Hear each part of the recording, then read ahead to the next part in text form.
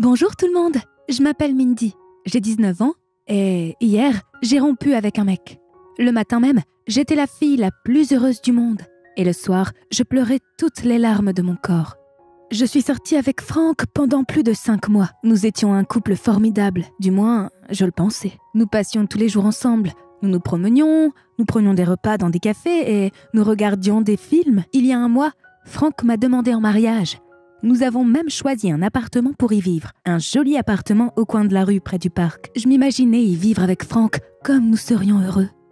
Et hier, tout est tombé à l'eau. Ce jour-là, je suis rentrée tôt chez moi.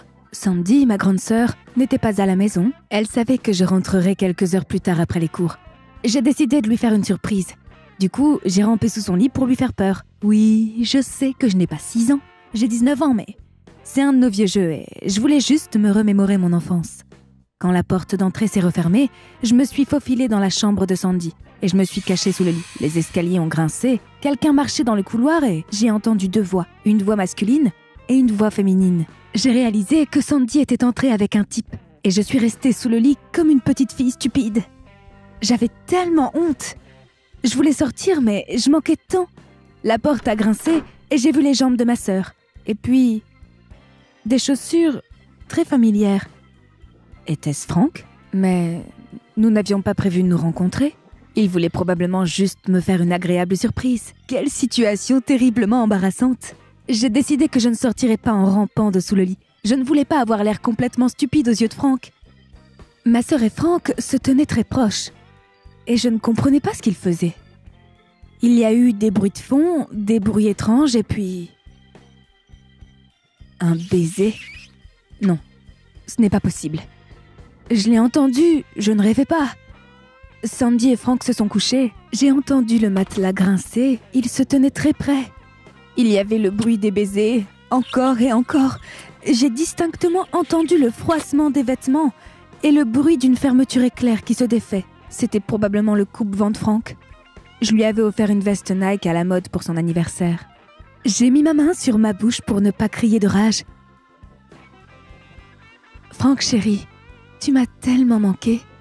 Désolée, je sais qu'on ne passe pas beaucoup de temps ensemble, mais tu comprends. Je ne veux plus attendre, tu dois tout dire à Mindy. Désolée ma chère, mais je ne peux pas. Mindy est si vulnérable. Elle rêve d'un mariage alors. Je veux attendre le bon moment. Mindy est juste une petite enfant gâtée. Tu dois être courageux. Dis-lui que c'est fini. Chérie, je suis désolée pour elle, mais je lui dirai, je te promets que je lui dirai. Viens ici, ma belle. Et de nouveau, j'entendais le bruit des baisers. J'ai senti mon cœur se briser. C'est seulement à ce moment que j'ai compris pourquoi les poètes aiment tant cette image. J'ai vraiment senti quelque chose se briser en moi, et là, la douleur froide s'emparait de mon âme. Ils se sont embrassés et se sont racontés de gentilles choses, et je me suis couchée sous le lit en sanglotant doucement.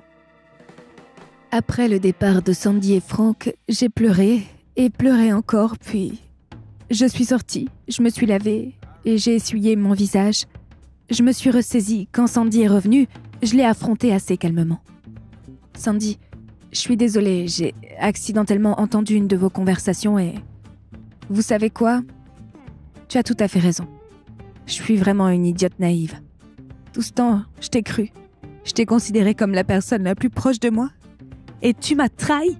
Je suis vraiment désolée de m'être trompée à votre sujet. Puis j'ai appelé Franck et je lui ai dit que je ne voulais plus le voir. Me voilà assise dans ma chambre, complètement seule, pendant que j'écris cette histoire. Je n'ai plus de sœur, ni de petite amie. Mes rêves sont brisés.